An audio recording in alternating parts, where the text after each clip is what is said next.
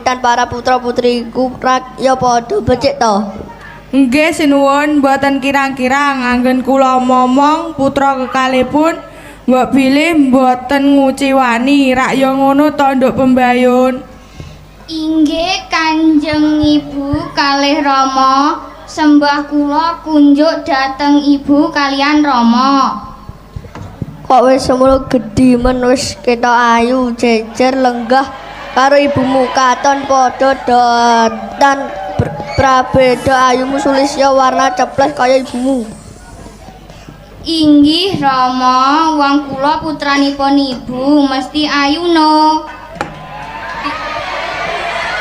Kepareng ngunjuk sinuwun, kula menika dados ibu mboten ban cindhe ban siledan ibarat sami anggon kula ngidit gendong dulangi mboten sampun kirang-kirang sinuwun.